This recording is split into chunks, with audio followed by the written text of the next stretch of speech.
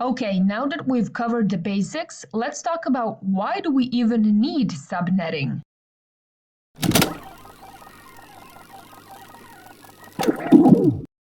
Let's look at an example.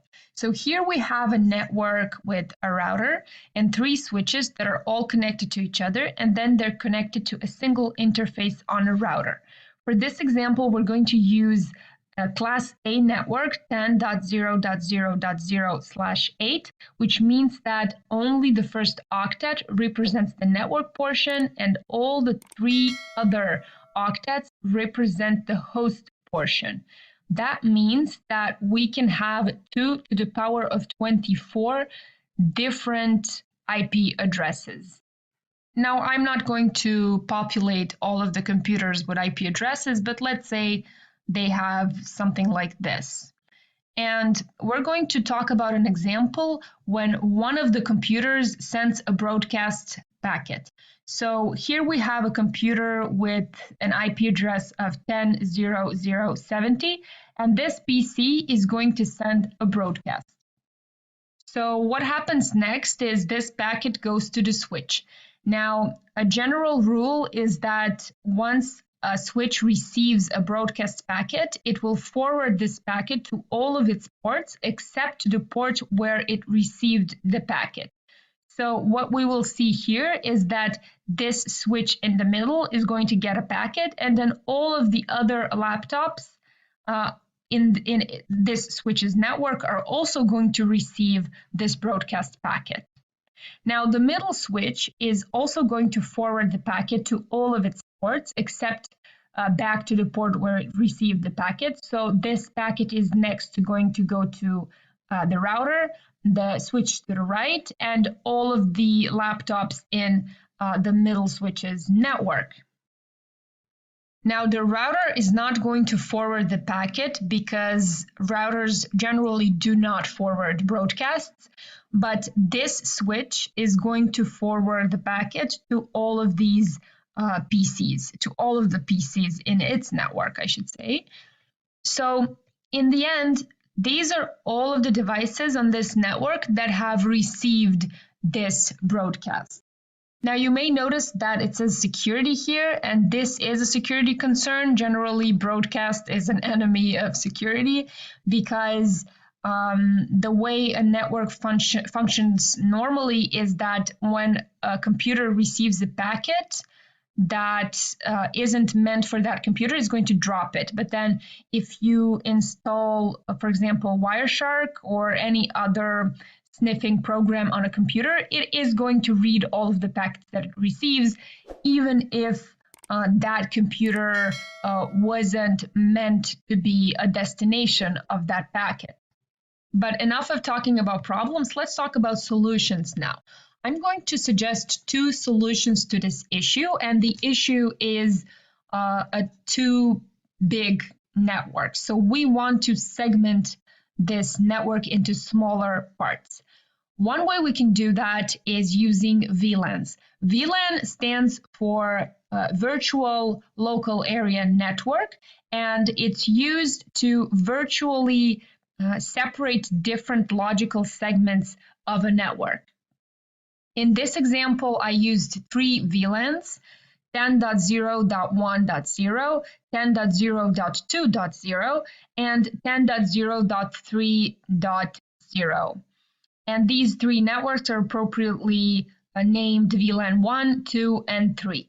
You will notice that all of them are /24, which means that they all belong in different subnets. So this is one subnet, and then this is another subnet. And we know that by looking at their network portions. If 2 IP addresses have different network portions, that means that they are different subnets. So when you look at colors behind laptops, in the first network, we have 6 laptops in VLAN 1. In the second network, we have 2 laptops in VLAN 1.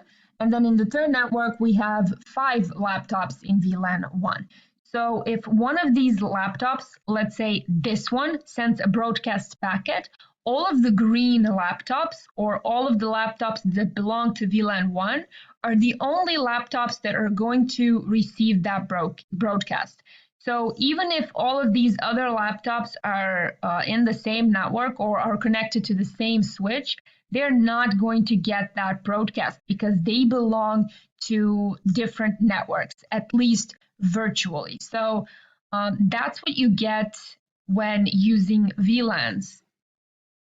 Now, the second solution is going to be to physically separate these networks. So we're going to delete the links we have between these switches, and we're going to instead connect each switch to a separate interface on a router.